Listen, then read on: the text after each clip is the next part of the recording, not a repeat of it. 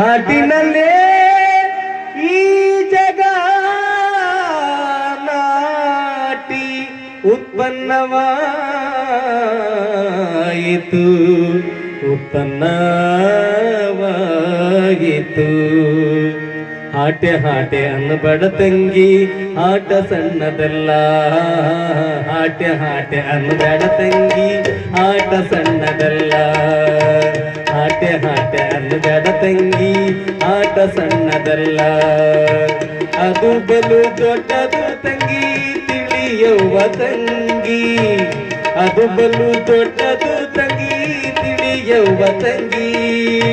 ಹಾಟಿನಲ್ಲಿ ಜಗ ಉತ್ಪನ್ನವಾಯಿತು.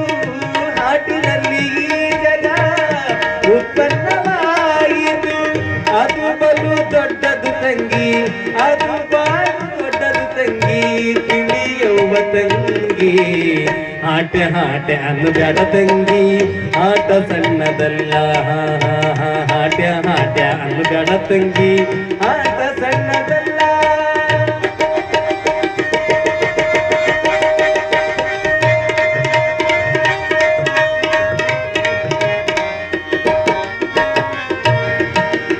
ತನು ಎಂಬ ಘಟ್ಟದಲ್ಲಿ ಘನ ಗುರು ಶಿವ ತಾನು.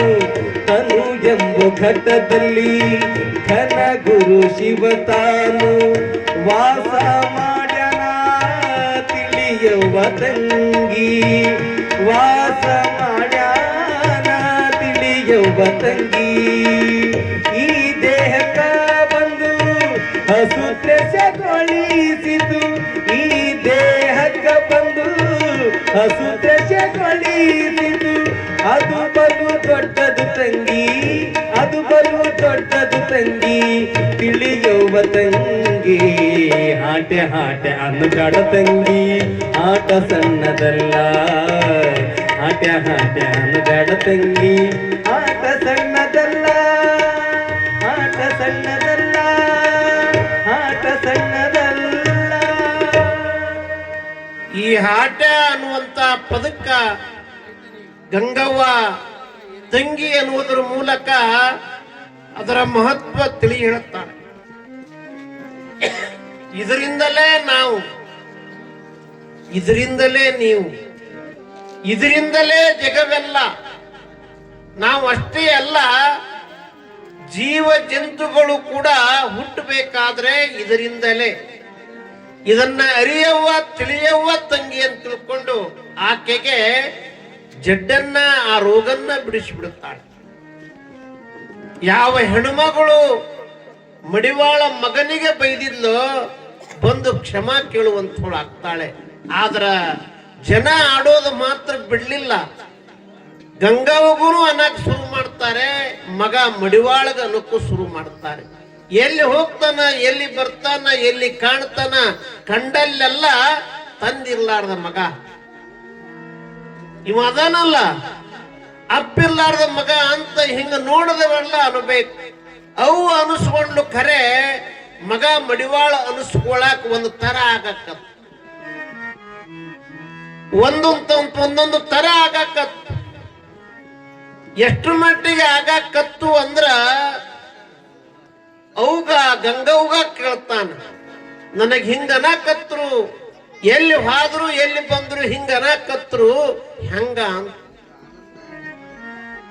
ಹೆಂಗ ಹೆಂಗ ಅನ್ನುವಾಗ ಗಂಗವ್ವ ಕಣ್ಣೀರಿನಿಂದಲೇ ಉತ್ತರ ಕೊಡ್ತಾಳೆ, ಬಾಯಿಂದಲ್ಲ ಕಣ್ಣೀರಿನಿಂದಲೇ. ಹೆಂಗ ಅಂದ್ರೆ ಏನು ಉತ್ತರ ಹೇಳಬೇಕು ತಾಯಿ ಗಂಗವ್ವ? ಅನಿವಾರ್ಯ ಇನ್ನೇನು ಮಾಡಬೇಕು ಅಂತ ಮಡಿವಾಳ, ಈ ಊರಾಗ ಬಿದನೂರಾಗ ನನಗಿರಾಕ್ ಆಗುವುದಿಲ್ಲ, ಈ ನಮ್ಮನೆ ಹಿಂಗ ಅನಿಸ್ಕೊಂಡು ಇರಾಕ್ ಆಗುವುದಿಲ್ಲ. ಗಂಡನಿಲ್ಲದ ಅಪ್ಪ ಇಲ್ಲದ ಮಗ ಅನ್ನಕತ್ತಾರ, ನಮ್ಮ ಅಪ್ಪ ಎಲ್ಲದಾನ, ಅವನ ನೋಡ್ಬೇಕು ಕಾಣಬೇಕು ಅಂತ ಬಿದನೂರನ್ನು ಬಿಟ್ಟು ಶ್ರೀಶೈಲದ ಕಡೆ ಹೋಗ್ತಾರೆ. ಶ್ರೀಶೈಲದ ಕಡೆ ಅಪ್ಪನನ್ನ ಹುಡುಕುವುದಕ್ಕೆ ಹೋಗಿರುವಂತ ಮಡಿವಾಳ ಸುಮ್ಮನೆ ಕೂಡ್ಲಿಲ್ಲ. ಶ್ರೀಶೈಲ ಗುಡ್ಡದೊಳಗ ಎಲ್ಲಾ ತರದ ಗಿಡ ಗಂಟಿ, ಆ ಗಿಡದ ತಪ್ಪಲ ಯಾವ್ಯಾವ ಜಡ್ಡಿಗೆ ಯಾವ್ಯಾವ ರೋಗಕ್ಕೆ ಬರ್ತದೆ ಅನ್ನೋದು ಗಿಡಮೂಲಿಕೆ ವಿದ್ಯೆಯನ್ನು ಕಲಿತಾನೆ. ಅಪ್ಪನನ್ನ ಹುಡುಕಾಕ್ ಹೋಗಿರುವಂತ ಮಡಿವಾಳ ಗಿಡಮೂಲಿಕೆಯ ವೈದ್ಯನಾಗ್ತಾನೆ, ಡಾಕ್ಟರ್ ಆಗ್ತಾನೆ. ಅಪ್ಪ ಸಿಗಲಿಲ್ಲ, ಕೊನೆಗೆ ವೈದ್ಯನಾಗಿ ಡಾಕ್ಟರ್ ಆಗಿ ಶ್ರೀಶೈಲದಿಂದ ಮರಳಿ ಚಿಣಮಗೇರಿಗೆ ಬರ್ತಾನೆ. ಚಿಣಮಗೇರಿಗೆ ಬರೋದ್ರೊಳಗನ ಯಾವ ಸ್ವಾಮಿಗಳು, ಮಹಂತ ಸ್ವಾಮಿಗಳು ಮಡಿವಾಳ ಅಂತ ಹೆಸರಿಡುವಂತ ಏನ್ ಹೇಳಿದ್ರಲ್ಲ, ಇವ ಬರೋದ್ರಾಗನ ಅವರು ಲಿಂಗೈಕ್ಯರಾಗಿರ್ತಾರೆ. ಅವರು ಮಡಿವಾಳ ಬರೋದ್ರೊಳಗನ ಲಿಂಗೈಕ್ಯರಾಗಿರ್ತಾರೆ. ಮತ್ತೊಬ್ಬರು ಸ್ವಾಮಿಗಳು ಗುರುಬಸವ ಸ್ವಾಮಿಗಳು ಅಂತ ತಿಳ್ಕೊಂಡು ಮಠಕ್ಕ ನೇಮಕಗೊಂಡಿರ್ತಾರೆ.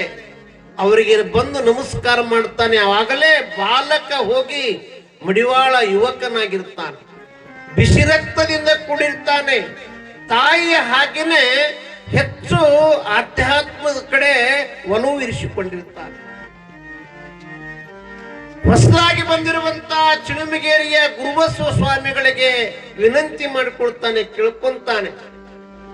ಈ ಹುಟ್ಟಿ ಇಷ್ಟು ದೊಡ್ಡವನ ಆದರೂ ಕೂಡ ಜನರಿಗೆ ಮಾರಿ ತೋರಿಸಲಾರ್ದಂಗಾಗ್ಯದ ಸಮಾಜದಾಗ ಮಂದ್ಯಾಗ.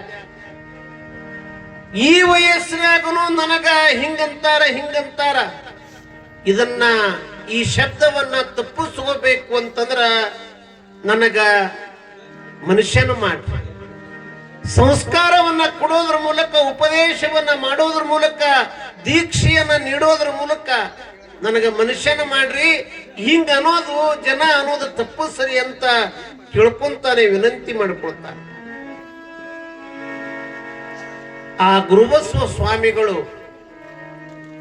ಚಿಣಮಗೇರಿ ಗುಡ್ಡದ ಗುರುಬಸವ ಸ್ವಾಮಿಗಳು ಮಡಿವಾಳನ ಈ ವಿನಂತಿಗೆ, ಈ ಕರೆಗೆ, ಈ ಪ್ರಾರ್ಥನೆಗೆ ಒಪ್ಕೊಳ್ಳೋದಿಲ್ಲ. ಆಯ್ತಪ್ಪ, ಯಾವಾಗ ನೀ ದೀಕ್ಷೆ ಆಗಿ ಮನುಷ್ಯ ಆಗಿ ಸಮಾಜದಾಗ ಮಂದ್ಯಾಗ ಬದುಕಬೇಕು ಅಂತ ನೀ ಮನಸ್ಸು ಮಾಡಿದೆಲ್ಲ, ನಾ ಮಾಡ್ತೀನಪ್ಪ, ನಿನಗೆ ದೀಕ್ಷೆ ನಾ ಮಾಡ್ತೀನಿ ಅಂತ ತಿಳ್ಕೊಂಡು ಆ ಗುರುಬಸವ ಸ್ವಾಮಿಗಳು ಒಪ್ಕೊಳ್ಳೋದಿಲ್ಲ. ಯಾಕೆ ಒಪ್ಕೊಳ್ಳೋದಿಲ್ಲ ಅಂದ್ರ, ಈ ಜನರಿಗೆ ಭಕ್ತರಿಗೆ ಅಂಜುಕೊಂತಾರ.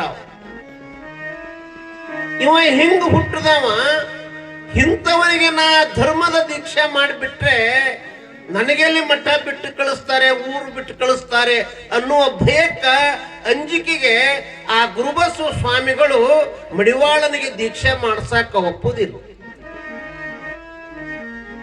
ಧರ್ಮ ಅಂತ ಯಾವುದಕ್ಕನೋ, ಧರ್ಮ ದೇವರು ಬಿಟ್ರೆ ನಾವು ನೀವು ಏನಂತೀವಿ, ಧರ್ಮ ಅಂತೀವಿ.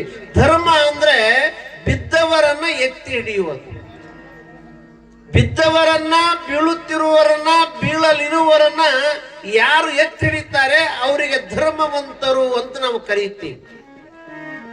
ಸಮಾಜದಲ್ಲಿ ಬಿದ್ದಿರುವಂತ ಈ ಮಡಿವಾಳ ವಿನಂತಿ ಮಾಡ್ಕೊಳ್ತಾನೆ ಗುರುಗಳಿಗೆ, ಗುರುಬಸವ ಸ್ವಾಮಿಗಳಿಗೆ, ನನಗೆ ಸಮಾಜದಾಗ ಎತ್ತಿ ಹಿಡೀರಿ, ದೀಕ್ಷಾ ಮಾಡಿಸಿಕೊಳ್ಳುವುದರ ಮೂಲಕ ಎತ್ತಿ ಹಿಡೀರಿ ಅಂದ್ರ ಅಂಜಿಕೊಂಡು ವಲ್ಲ ಅಂತ.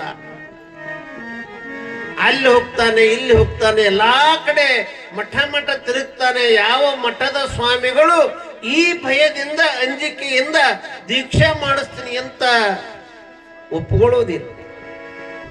ಯಾರೋ ಒಬ್ರು ತಿಳಿದವರು, ಬಲ್ಲವರು, ತಮ್ಮ ಮಡಿವಾಳ, ನಿನ್ನ ಕೆಲಸ ಆಗ್ಬೇಕು ಅಂದ್ರ ಈಗ ತಿರುಗದಂಗ ಅಲ್ಲಿ ಇಲ್ಲಿ ತಿರುಗಾಡಕ್ ಹೋಗ್ಬೇಡ. ನಿನ್ನ ಕೆಲಸ ಬರೋಬರಿ ಆಗ್ಬೇಕಾಗಿತ್ತು ಅಂದ್ರ ಅರಳಗುಂಡಿಗೆ ಒಳಗೊಬ್ರು ಶರಣರದಾರ, ಅವ್ರ ಕಡೆ ಹೋಗು, ನಿನ್ನ ಕೆಲಸ ಬರೋಬರಿ ಆಗ್ತು ಅಂತ ಹೇಳ್ತಾ. ಆಗಲೇ ಅರಳಗುಂಡಿಗೆಯ ಶರಣಪ್ಪ ಶರಣಾಗಿ ಪರಿವರ್ತನೆಗೊಂಡಿದ್ದ.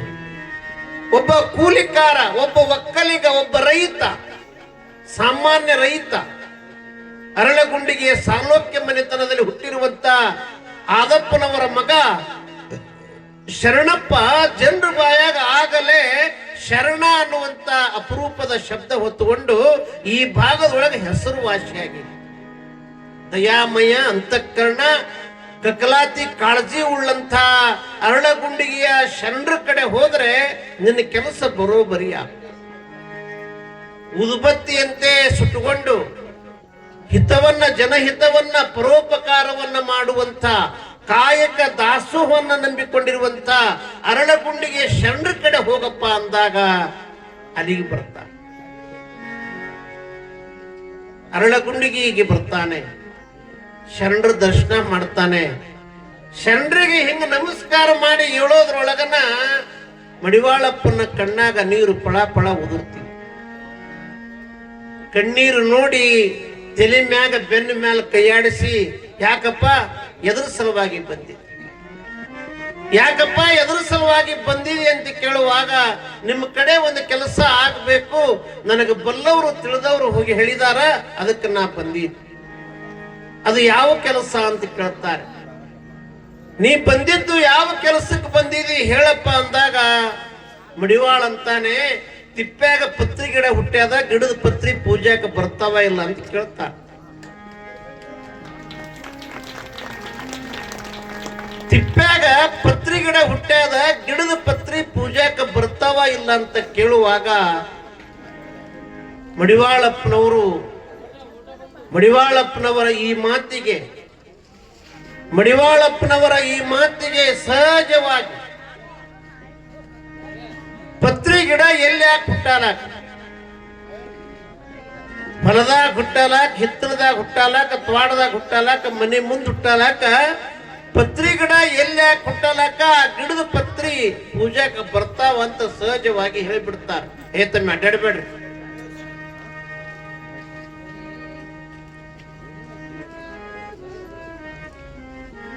ಎಲ್ಯಾಕೆ ಹುಟ್ಟಾಲಾಕ, ಗಿಡದ ಪತ್ರಿ ಪೂಜಾಕ ಬರ್ತಾವ ಅನ್ನೋ ಮಾತಿಗೆ ಯುವಕನಾಗಿರುವ ಮಡಿವಾಳ ಅರಳಗುಂಡಿಗೆ ಶರಣರಿಗೆ, ಹಂಗಾದ್ರ ನನಗ ಲಿಂಗ ದೀಕ್ಷೆ ಮಾಡಿಸ್ರಿ ಅಂತ. ಗಿಡದ ಪತ್ರಿ ಪೂಜಾಕ ಬರ್ತಾವ ಅಂದಾಗ ನನಗ ಹಂಗಾದ್ರ ಲಿಂಗ ದೀಕ್ಷೆ ಮಾಡಿಸ್ರಿ ಅಂತ.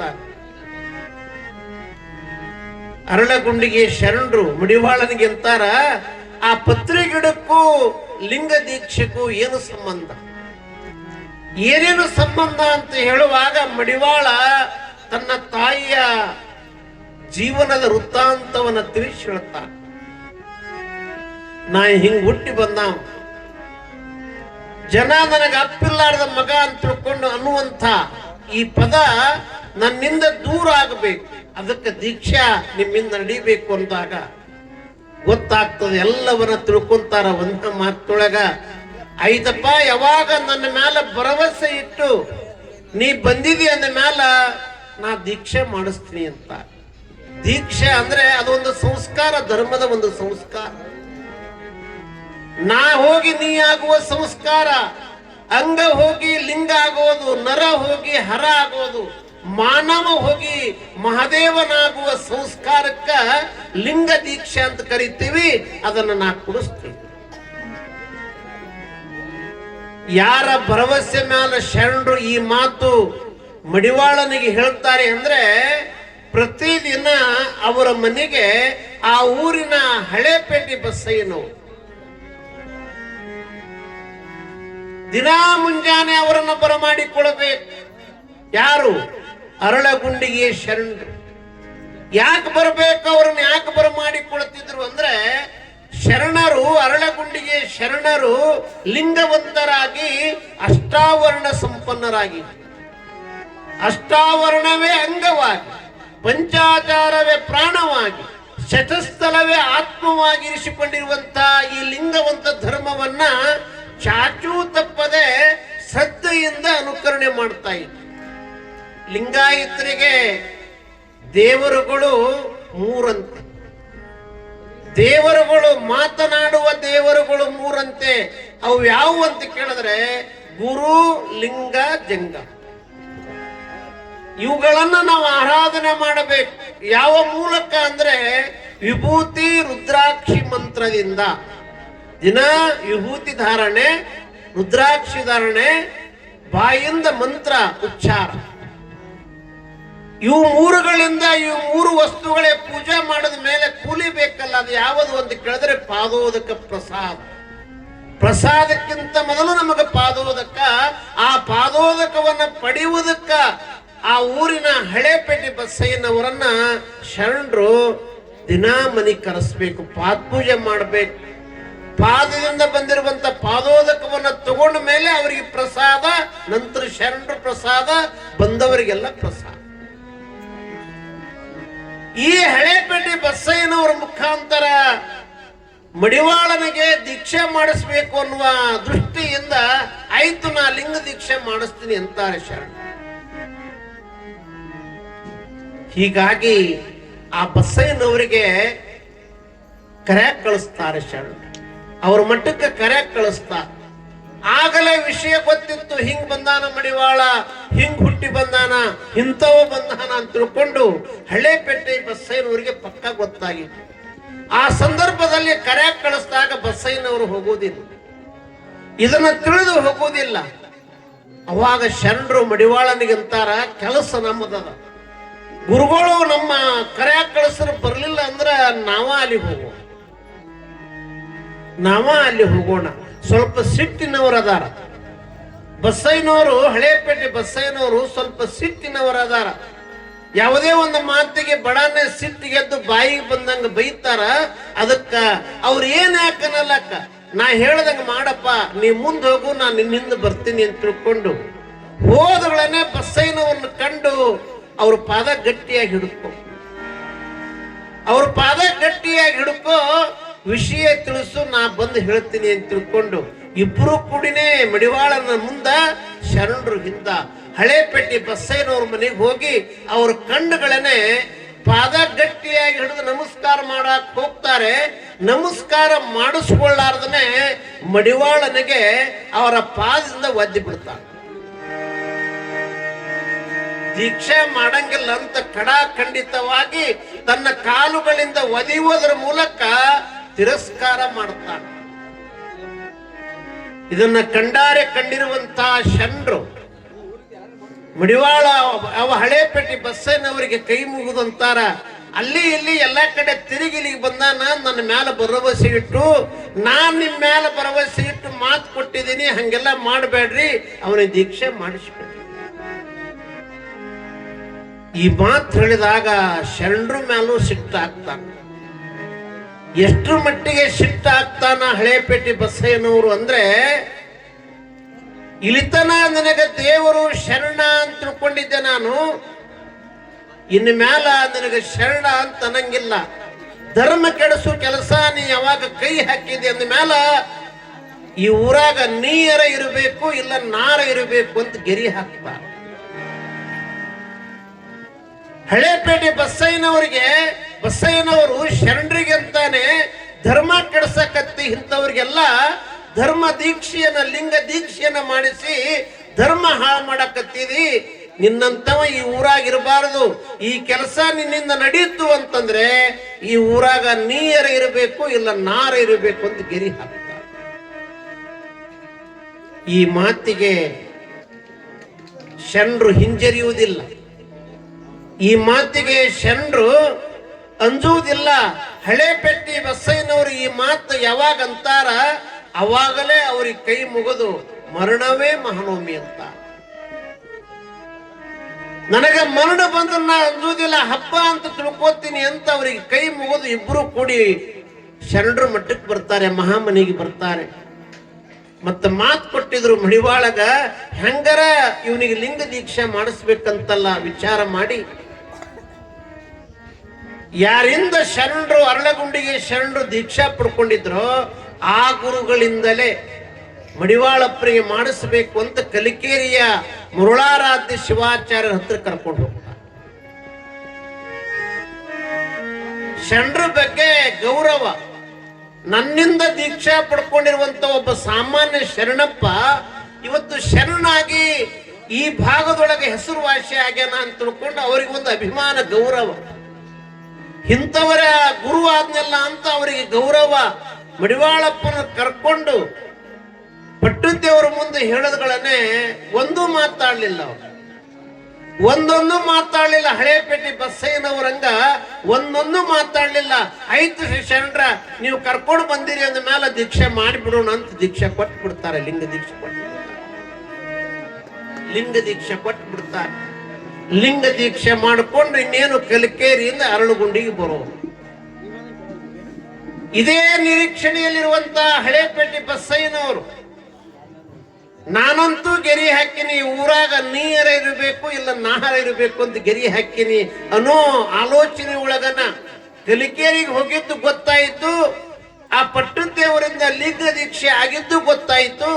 ಮತ್ತು ಇಬ್ರು ಕೂಡಿ ಅರಳಗುಂಡಿಗೆ ಬರಾಕತ್ಯಾರ ಅನ್ನೋದು ಗೊತ್ತಾಯ್ತು. ಗೊತ್ತಾಗಿ ಸುಮ್ಮ ಕೂಡ್ಲಿಲ್ಲ ಹಳೇಪೇಟೆ ಬಸಯ್ಯನವರು. ಅರಳಗುಂಡಿಗೆ ಗೌಡಿಗೆ ಹಿಡ್ಕೊಂಡ್ರು, ಮಲ್ಲನಗೌಡ ಅನ್ನೋರಿಗೆ ಹಿಡ್ಕೊಂಡ್ರು. ಮಲ್ಲನಗೌಡರು ಮನೆಯೊಳಗನ ಇಡೀ ರಾತ್ರಿ ಮೀಟಿಂಗ್ ಮಾಡೋದು. ನಾನಂತೂ ಗೌಡ ಗೆರಿ ಹಾಕಿನಿ, ಮತ್ತ ಶರಣ ಮತ್ತ ದೀಕ್ಷಾ ಮಾಡಿಸ್ಕೊಂಡು ಬರಾಕತ್ಯಾನ, ಇದು ಮಾಡ್ತಾನ, ನಾಳೆ ಮತ್ತೊಂದು ಮಾಡ್ತಾನ, ಇನ್ನೊಂದು ಮಾಡ್ತಾನ, ಊರೇ ಹಾಳು ಮಾಡಿ ಬಿಡ್ತಾನ, ಇವನಿಗೆ ಊರಾಗ ಹಿಡುಗರು ಅರಳಗುಂಡಿಗೆ ಬರಗುಡಬಾರದು ಅಂತ ಗುಣು ಮಾತಾಡಿಕೊಂಡು ಮನೆಗೆ ಏನ್ ನಿರ್ಧಾರಕ್ಕೆ ಬರ್ತಾರ ಅಂದ್ರ ಮುಗಿಸ್ಬಿಡೋಣ, ಅವರಿಗೆ ಮುಗಿಸ್ಬಿಡೋಣ, ಕುನಿ ಮಾಡಿಬಿಡೋಣ, ಮರಣ ಮಾಡಿಬಿಡೋಣ, ಕೊಲೆ ಮಾಡಿಬಿಡೋಣ ಅನ್ನುವಷ್ಟು ಮಟ್ಟಿಗೆ ನಿರ್ಧಾರಕ್ಕೆ ಬರ್ತಾರೆ. ಏನ್ ಮಾಡಿರಬೇಕು ಅರಳಗುಂಡಿಗೆ ಶರಣ, ಏನ್ ಮಾಡಿರಬೇಕು ಮಡಿವಾಳಪ್ಪನವರು? ಇಡೀ ಬೆಳಗನ್ನ ಈ ರೀತಿಯಾಗಿ ಮಾತನಾಡಿ ಕೊಲೆ ಮಾಡುವಷ್ಟರ ಮಟ್ಟಿಗೆ ನಿರ್ಧಾರಕ್ಕೆ ಬರ್ತಾರೆ. ಮಲ್ಲನಗೌಡನ ತಂಗಿ ಬಾಗಮ್ಮ ಗೌಡತಿ ಇದೆಲ್ಲ ತಿಳ್ಕೊಂಡು ಗೊತ್ತು ಮಾಡ್ಕೊಂಡು, ಆಕೆಗೆ ರೋಗ ಆಗಿತ್ತು, ಮಹಾರೋಗ. ಯಾರಿಗೆ? ಮಲ್ಲನಗೌಡನ ತಂಗಿ ಬಾಗಮ್ಮ ಗೌಡತಿಗೆ ರೋಗ ಆಗಿತ್ತು. ಮಡಿವಾಳಪ್ಪನವರ ಗಿಡಮೂಲಿಕೆ ಔಷಧದಿಂದ ರೋಗ ನಿವಾರಣೆ ಆಗಿತ್ತು. ಆ ದೊಡ್ಡ ರೋಗ ಗಿಡಮೂಲಿಕೆ ಔಷಧ ಕೊಡೋದ್ರಿಂದ ನಿವಾರಣೆ ಆಗಿತ್ತು.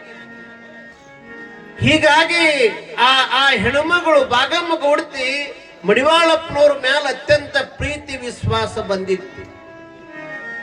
ಮಡಿವಾಳಪ್ಪಗೂ ಕೊಲೆ, ನಮ್ಮ ಶರಣರಿಗೂ ಕೊಲೆ, ಇದನ್ನ ತಪ್ಪಿಸ್ಬೇಕಲ್ಲ ಹೆಂಗಾರ ಮಾಡಿ.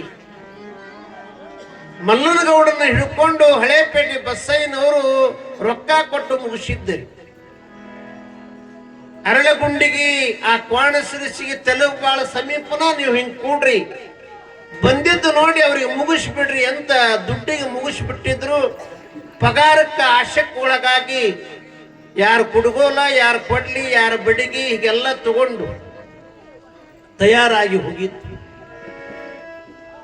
ಇವರು ಎಲ್ಲಿ ಕುತ್ಕೊಂಡು ಈ ಕೆಲಸ ಮಾಡಬೇಕು ಅಂತ ಸಂತ ಹಾಕಿದ್ರಲ್ಲ, ಇದನ್ನು ಗೊತ್ತು ಮಾಡಿಕೊಂಡು ಅವ್ರಕ್ಕಿಂತ ಮುಂಚೆ ಬಾಗಮ್ಮ ಗೌಡತಿ ಹೋಗಿ ಇವರು ಬರೋ ಹಾದಿ ಕಾಯ್ತಿ. ಇವರು ಬರೋ ಹಾದಿ ಕಾಯೋದ್ರಾಗ ಬಂದ್ಬಿಟ್ರು ಶರಣರು ಮಡಿವಾಳಪ್ಪನವರು. ಬಾಗಮ್ಮ ಗೌಡತಿ ಕಣ್ಣೀರ್ ಹಾಕೊಂತ ಬೆಳಗನ ನಮ್ಮಣ್ಣ ಮತ್ತು ಹಳೇಪೇಟೆ ಬಸಯ್ಯ ಮುತ್ಯ ಹೀಗೆಲ್ಲ ಮಾತನಾಡಿ ದುಡ್ಡಿಗೆ ನಿಮಗೆ ಮುಗಿಸ್ಬೇಕು ಅಂತ ಸಂಚ ಹಾಕಿ ಇಲ್ಲೇ ಮುಂದೆ ಕುತ್ಕೊಂಡಿದ್ದಾರೆ. ಅದಕ್ಕ ನೀವು ಊರಿಗೆ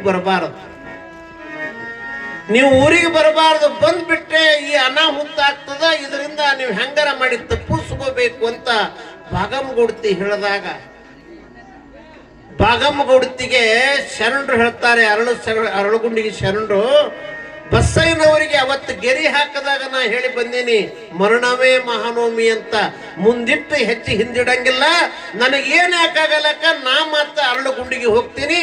ಮಡಿವಾಳ, ನೀ ಸಣ್ಣವ, ಇನ್ನೂ ಸಣ್ಣವ, ನಿನ್ನ ಹೆಸರು ಸಮಾಜದೊಳಗೆ ಬಹಳ ಎತ್ತರಕ್ಕೆ ಹೋಗ್ಬೇಕಾಗ್ಯದ, ನಿನ್ನಿಂದ ಲೋಕ ಕಲ್ಯಾಣ ಆಗ್ಬೇಕಾಗ್ಯದ, ಜನ ಉದ್ಧಾರ ಆಗಬೇಕಾಗ್ಯದ, ಸಮಾನತೆ ಸಾರಬೇಕಾಗ್ಯದ, ಅನುಭವ ಹರಡಬೇಕಾಗ್ಯದ, ಕಾಯಕ ಅಂದ್ರೇನು, ದಾಸೋಹ ಅಂದ್ರೇನು ನಿನ್ನಿಂದ ಜನ ತಿಳ್ಕೋಬೇಕಾಗ್ಯದ, ಜಾತ್ಯತೀತ ಮನೋಭಾವ ಹುಟ್ಟಿಸ್ಬೇಕಾಗ್ಯದ. ಅದಕ್ಕ ನನಗೇನೇ ಆಕಾಗಲಕ್ಕ ನೀ ಮಾತು ನನ್ನ ಜೊತೆ ಬರಬೇಡ, ನೀ ನನ್ನ ಜೊತೆ ಬರಬೇಡ. ಯಾಕಂದ್ರ ಗೌಡತಿ ಹೇಳೋ ಮಾತು ಖರೆ ಅದ, ಹಂಗದಾನ, ಆ ಮನಸ್ಸನೇ ಮದನ ಹಳೇಪೇಟೆ ಬಸಯ್ಯ, ಆ ಮನಸ್ಸನೇ ಮದನ ಅವ ಮಾಡೇ ಮಾಡ್ತಾನ. ಅದಕ್ಕೆ ನನಗೇನ್ ಯಾಕಾಗಲಕ್ಕ ನಾ ಹೋಗ್ತೀನಪ್ಪ, ನೀ ಮಾತ್ರ ಅನ್ನುವಾಗ ಮಡಿವಾಳಪ್ಪನವರು ಶರಣರಿಗೆ ಅಂತಾರ, ನಿಮ್ ಬಿಟ್ಟು ನಾ ಎಲ್ಲಿ ಹೋಗ್ಲಿರಪ್ಪ, ನಿಮ್ ಬಿಟ್ಟು ನಾ ಎಲ್ಲಿ ಹೋಗ್ಲಿ ಅನ್ನುವಾಗ ಹಿಂಗ ಕೈ ಮಾಡ್ತಾರೆ. ಇಲ್ಲೇ ಜಂಬೇರಾಳದ, ಜಂಬೇರಾಳದೊಳಗ ರಾಗಪ್ಪ ಗೌಡ, ನನ್ನ ಹೆಸರು ಹೇಳಿಬಿಟ್ರೆ ಊರು ಹೊರಗಿರುವ ಜಂಬುಲಿಂಗೇಶ್ವರ ದೇವಸ್ಥಾನದೊಳಗೆ ಗುಡಿ ಒಳಗ ನಿಮ್ಗ ಎಲ್ಲಾ ರೀತಿಯಿಂದ ಊಟ ಅನ್ನ ಎಲ್ಲಾ ರೀತಿಯಿಂದ ವ್ಯವಸ್ಥೆ ಮಾಡ್ತಾನೆ. ನನ್ನ ಹೆಸರು ಹೇಳಿ ನೀ ಜಿಂಬೇರಾಳಕ್ಕೆ ಹೋಗ್ಬಿಡಪ್ಪ, ರಾಗಪ್ಪ ಗೌಡ್ರಿ ಭೇಟಿ ಆಗುವಂತ ಮಡಿವಾಳಪ್ಪನವರಿಗೆ ಶರಣರು ಹಾದಿ ತೋರಿಸ್ತಾರೆ. ಮಡಿವಾಳಪ್ಪನವರು ಜಂಬೇರಾಳಕ್ಕೆ ಬರ್ತಾರೆ.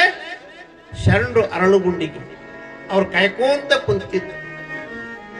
ಶರಣರಿಗೆ ಮುಗಿಸ್ಬೇಕಂತ ಕಾಯ್ಕೊಂತ ಕುಂತಿದ್ರು. ನೋಡಿದ್ರು ಬರೋದನ್ನ, ಶರಣರು ಬರೋದನ್ನ ನೋಡಿದ್ರು. ಯಾವಾಗ ನೋಡಿದ್ರು ಅವಾಗ ಯಾರ ಕೈಯಾಗ ಬಡಿಗೆ, ಯಾರ ಕೈಯಾಗ ಕೊಡ್ಲಿ, ಯಾರ ಕೈಯಾಗ ಕುಡ್ಗೋಲ, ಇನ್ನೇನು ಹಿಂಗ್ ಹೊಡಿಬೇಕು ಅಂತ ಎಲ್ಲರೂ ಕೈ ಎತ್ತಾರ.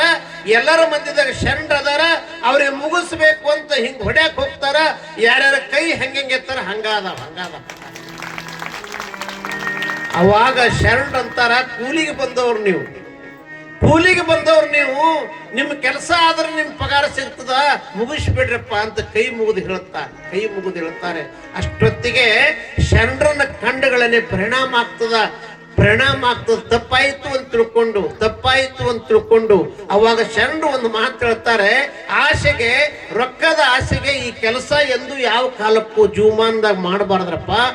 ಜೀವನ ಸಾಗಿಸೋದಕ್ಕ ಗುಡ್ಡ ಕಡೀರಿ, ಕಟ್ಟಿಗೆ ಕಡೀರಿ, ಇನ್ನೊಬ್ಬರ ಮನಸ್ಸು ಕಡಿಯುವಂತ ಕೆಲಸ ಎಂದು ಯಾವ ಕಾಲಕ್ಕೂ ಮಾಡಬಾರದು ಅಂತ ಕೊಲೆ ಮಾಡಕ್ ಬಂದವರಿಗೆ ಹೇಳಿದಾಗ ತಪ್ಪಾಯಿತು ಅಂತ ಕ್ಷಮೆ ಕೇಳಿ ಶರಣರ ಭಕ್ತರಾಗಿ ಅವ್ರ ಜೊತೆನೆ ಅರಳುಗುಂಡಿ ಒಳಗೆ ಹೋಗುವಂತವ್ರ.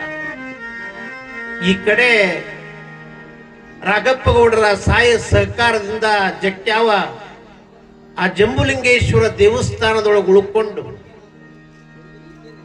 ಮಡಿವಾಳಪ್ಪನವರು ಸತ್ಸಂಗ ಶುರು ಮಾಡ್ತಾರೆ. ಊರವರೆಲ್ಲರೂ ಬರ್ತಾರೆ, ಸುತ್ತಮುತ್ತಲಿನ ಊರವರೆಲ್ಲರೂ ಬರ್ತಾರೆ. ಎಲ್ಲರೂ ಬರುವಂಗ ಬಾಗಮ್ಮಗೌಡತಿ ಮಹಾರೋಗದಿಂದ ದೂರ ಆಗಿದ್ಲಲ್ಲ, ಮಡಿವಾಳಪ್ಪನವರ ಶಿಷ್ಯಳಾಗಿದ್ಲಲ್ಲ, ಅಕ್ಕಿನೂ ಬರಾಕ ಎಲ್ಲರೂ ಬಂದು ನಿತ್ಯ ಭಜನ ಸತ್ಸಂಗ ಮಡಿವಾಳಪ್ಪನವ್ರ ಮುಖಾಂತರ ಶುರು ಆಗ್ತದೆ.